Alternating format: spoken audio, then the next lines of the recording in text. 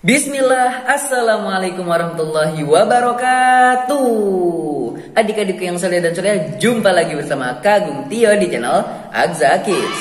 Nah adik-adik, Masya Allah, kali ini Kagum ingin menceritakan lagi, ingin berkisah lagi tentang sesuatu yang nyata, yang benar-benar terjadi di kehidupan di dunia ini.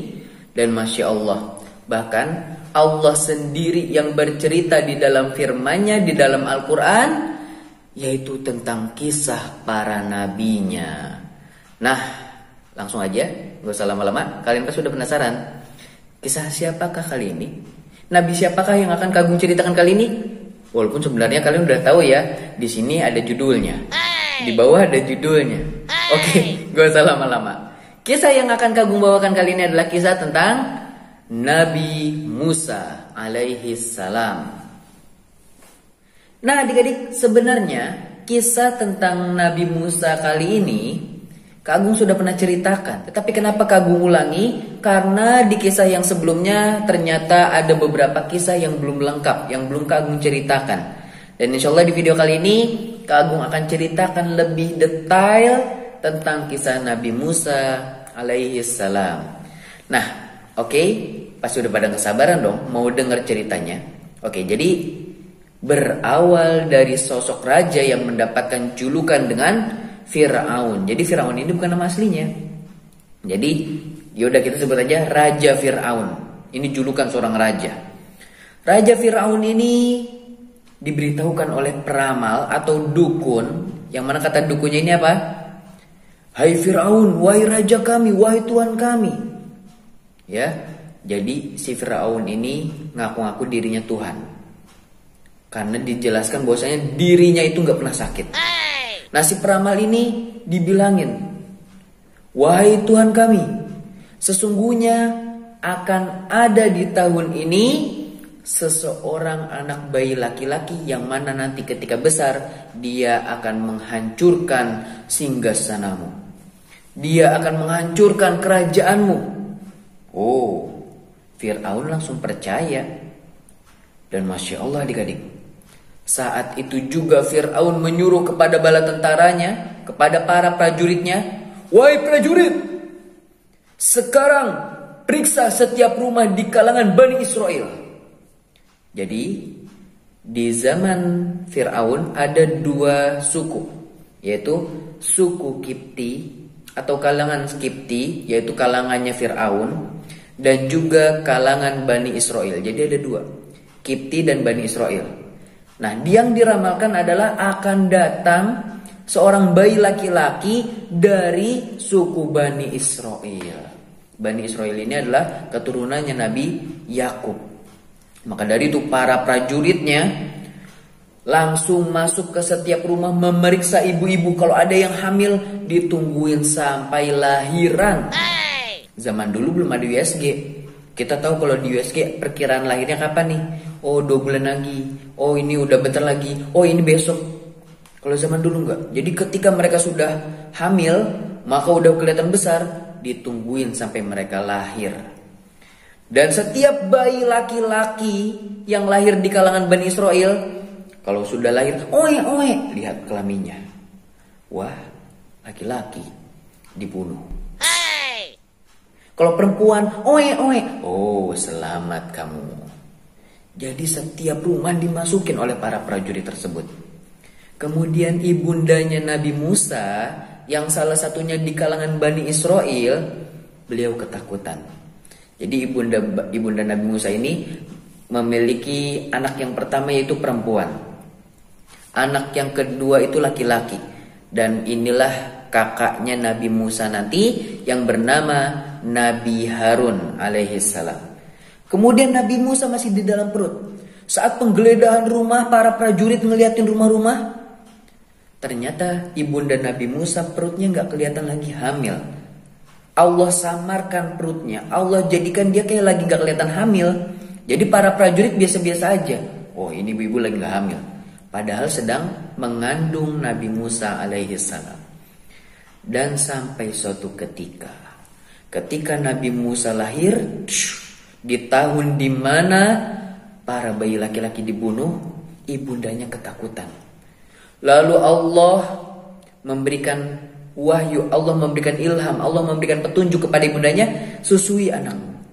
Akhirnya ibundanya nyusuin Nabi Musa alaihissalam. Lalu diperintahkan untuk menaruh di keranjang, ya keranjang seperti terbuat dari kayu. Lalu ditaruhlah di sebuah sungai, kemudian diikat. Jadi kalau misalnya mau nyusuin, ambil, kalau enggak ditaruh di sungai, lalu diikat. Sampai suatu ketika ibunda Nabi Musa lupa untuk mengikat kembali keranjang tersebut. Jadi keranjangnya ditaruh sungai, lalu diikat pakai tali, talinya diikat di sebuah tanah ya, kayak dipasak gitu. Jadi gak bakalan pergi ke bawah sungai.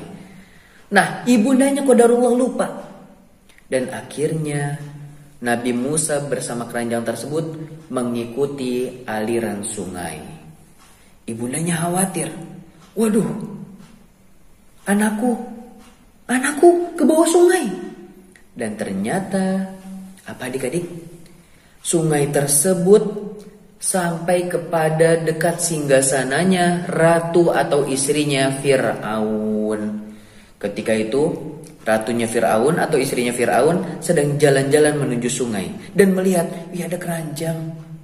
Setelah dibuka, ternyata isinya bayi, laki-laki. Dan Allah menjadikan cinta, Allah menjadikan istrinya Fir'aun ini suka sama Nabi Musa waktu bayi. Wah, ini ganteng banget, cakep banget. Wah, tapi kalau ketahuan suamiku nanti dia dibunuh. Akhirnya apa? Dia coba kasih tahu kepada suaminya. Lalu ketika dikasih tahu kepada suaminya Fir'aun, wahai suamiku, aku menemukan seorang bayi di sungai. Lalu Fir'aun pun melihatnya. Dan Allah menjadikan Fir'aun itu cinta juga dengan Nabi Musa, suka dengan Nabi Musa. Lalu Fir'aun melihat, wah, kulitnya coklat. Ini bukan dari suku kita. Ini pasti dari Bani Israel. Laki-laki, bunuh. Lalu kata istrinya apa sambil merayu? Wahai suamiku, jangan. Barangkali nanti kan kita udah gak punya anak nih, kita rawat aja jadi anak angkat. Siapa tahu nanti ketika besar dia bermanfaat untuk kita. Fir'aun yang terkenal dengan galak, Fir'aun terkenal dengan jahat, dirayu sama istrinya, langsung, baiklah. Masya Allah. Kemudian akhirnya Nabi Musa menangis karena haus, gak disusuin. Dan keesokan harinya dicarikan ibu-ibu yang bisa menyusui Nabi Musa alaihissalam. Ya, dibuat pengumuman, barang siapa yang bisa menyusui anak ini, maka nanti dia akan tinggal di istana dan menyusuinya. Ibu-ibu sepersusuan pada baris. Kemudian anaknya ibunda Nabi Musa yang pertama, yang perempuan, mengetahui hal tersebut. Umi, itu anak Umi ternyata dipungut oleh istrinya Raja Fir'aun. Wah, terus bagaimana? Nah, istrinya Raja Fir'aun itu tidak bisa menyusui. Dan akhirnya dia memerintahkan kepada orang-orang, barang siapa yang bisa menyusui Nabi Musa, maka akan diberikan tempat tinggal di istana. Dan diberikan makanan yang enak-enak. Dan diberikan harta. Masya Allah. Ibundanya langsung seneng dong. Wah, akhirnya ibundanya juga ikut ngantri. Ibu yang pertama gak mau Nabi Musanya. Ibu yang kedua gak mau Nabi Musanya. Ibu yang ketiga terus. Sampai akhirnya giliran ibundanya sendiri. Pas lagi nenek, pas lagi menyusui, langsung mau. Wah, akhirnya ibundanya yang tadinya tinggal di daerah kumuh, tinggal di daerah orang-orang yang sederhana atau miskin, dia sekarang tinggal di istana, menjadi bagian dari keluarga raja. Masya Allah adik-adik. Ya, ini dia. Kalau Allah sudah memberikan petunjuk kepada seseorang, maka ia akan Allah muliakan. Masya Allah. Kemudian akhirnya ketika Nabi Musa sudah diasuh oleh ibundanya, sudah dibesarkan oleh Fir'aun, hingga akhirnya suatu ketika dia sudah mulai besar dan dia jalan-jalan, ya, di waktu remaja dia jalan-jalan. Tidak sengaja dia melihat ada suku Kipti atau sukunya kerajaan Fir'aun dengan suku Bani Israel yang sedang berkelahi. Nabi Musa tahu suku Kipti yang salah. Niatnya Nabi Musa ingin melerai, ingin memisahkan, ya. Ingat, kalau ada yang lagi berantem jangan dibiarin. Zaman sekarang mah kalau ada yang lagi berantem, ayo. Malah ayo. Gak boleh. Harus dipisahkan, jangan berkelahi. Ya, maka dari itu Nabi Musa ingin memisahkan antara suku Kipti dengan Bani Israel.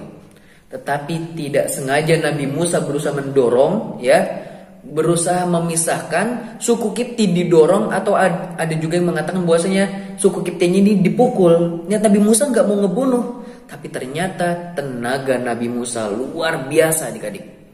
Sampai akhirnya apa? Suku Kiptinya ini didorong, sekali pukul langsung meninggal.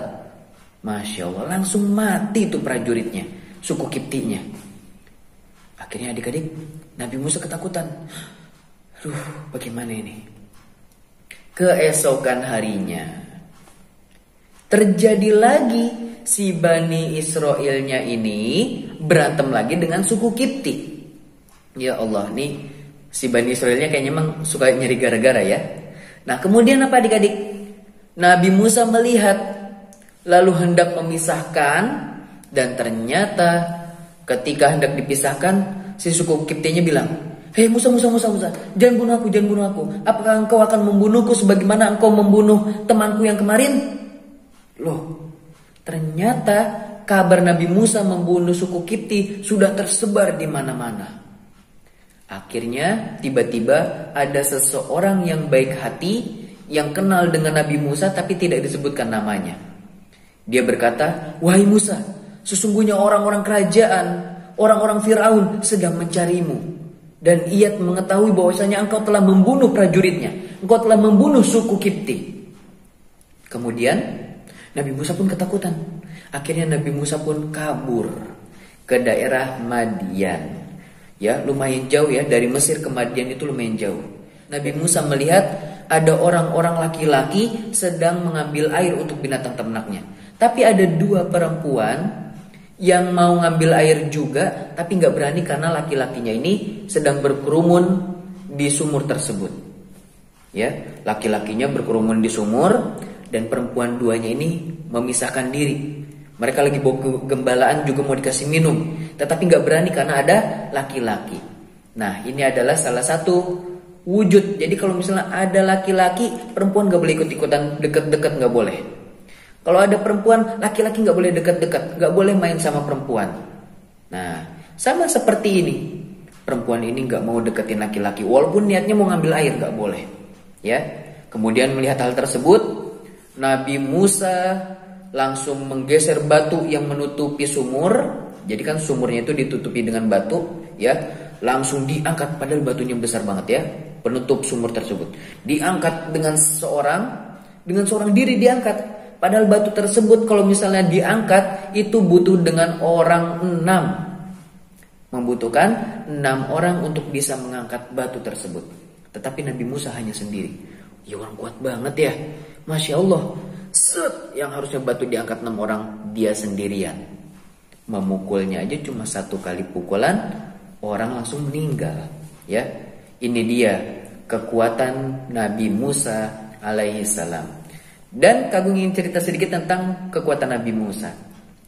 Nabi Musa juga suatu ketika digosipin, diomong-omongin sama murid-muridnya sendiri, sama kaumnya sendiri. Tahu nggak kenapa si Musa itu, kenapa guru kita itu, dia kalau mandi selalu memisahkan diri. Yang namanya mandi itu kan gak boleh ngumpul bareng-bareng. Makanya Nabi Musa kalau mandi itu ngumpet sendirian. Mandi di sungai, mandinya ngumpet sendirian.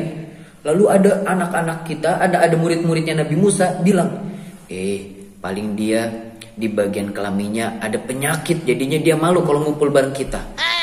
Akhirnya Allah jadikan batu yang di atasnya ada pakaiannya Nabi Musa. Nabi Musa lagi mandi kan lepas pakaian, pakaiannya ditaruh di atas batu. Tiba-tiba Allah jadikan batu tersebut terbang dan mengangkat bajunya Nabi Musa. Lalu Nabi Musa mengejarnya, sehingga murid-muridnya ini melihat Nabi Musa tidak berpakaian. Oh, ternyata Nabi Musa gak kenapa-napa tuh. nggak ada penyakitnya di tubuhnya, ya. Kemudian Nabi Musa menghampiri batu tersebut dan memukul batu tersebut. Dum! Batunya langsung berbekas tangan Nabi Musa alaihissalam. Ya kan kalau misalnya kita mukul batu, yang ada tangan kita yang kesakitan ya. Ini batu kali dipukul batunya yang berbekas. Masya Allah. Kuat banget Nabi Musa ini ya. Nah kita lanjut. Jadi Nabi Musa itu terkenal dengan kekuatannya yang Masya Allah. Setelah Nabi Musa menggeser batu tersebut, akhirnya Nabi Musa mengambilkan air untuk dua perempuan ini. Dua perempuan ini mengatakan, sesungguhnya orang tua kami ingin menemuimu. Mari kita datang ke rumah kami. Mari datanglah ke rumah kami. Kemudian akhirnya Nabi Musa pun mengikuti dua perempuan ini sampai ke rumahnya. Nah, ada yang unik di sini adik-adik. Jadi ketika Nabi Musa menuju rumah kedua perempuan ini, Nabi Musa nggak berada di belakangnya, perempuan di depan, ya. Lalu Nabi Musa di belakang, enggak. Tapi Nabi Musa berada di depan dan perempuan di belakang. Nah ini Masya Allah. Terus gimana nunjukinnya Kak Agung? Emang kenapa? Kok perempuannya malah di belakang? Harusnya kan yang nunjukin itu di depan. Karena Nabi Musa nggak mau melihat aurat dari perempuan ini. Kan kalau perempuan di depan itu, wah bahaya, fitnah, ya. Makanya Nabi Musa lebih memilih di depan. Terus gimana cara nunjukin rumahnya? Yaitu dengan mengambil batu-batu. Jadi perempuannya itu mengambil batu kerikil kecil-kecil. Kalau misalnya belok kanan, perempuannya nimpuk ke arah kanan, tung. Kalau belok ke kiri, perempuannya nimpuk ke arah kiri, tung. Dan seterusnya sampai akhirnya datang ke rumahnya.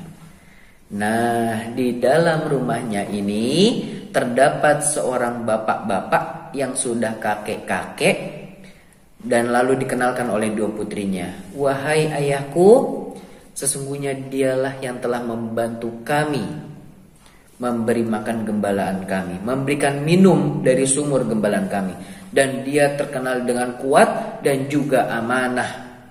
Ya, dari mana terkenal kuat? Karena dia bisa ngangkat batunya. Dari mana dia terkenal amanah atau terpercaya? Karena dia sangat sopan santun. Dia nggak pernah berbicara nanya yang aneh-aneh kepada dua perempuan ini. Ngebantu ya udah ngebantu aja, nggak pernah ngomongin yang lain. Ya, nggak pernah nanya nama kamu siapa, itu nggak boleh. Nanya-nanya detail seperti itu nggak boleh.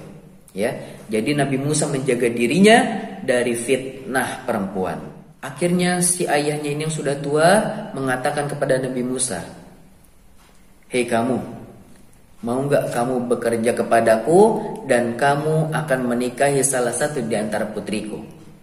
Kalau kamu mau, bekerjalah 8 tahun untukku. Atau kalau kamu mau juga, maka kamu boleh bekerja 10 tahun untukku. Jadi kalau ditawarin 8 tahun kamu boleh nikahin, atau kalau kamu mau 10 tahun boleh. Ya. Kemudian akhirnya Nabi Musa bekerja kepada ayahnya selama 10 tahun di kota Madian. Hingga akhirnya dia menikahi istrinya tersebut.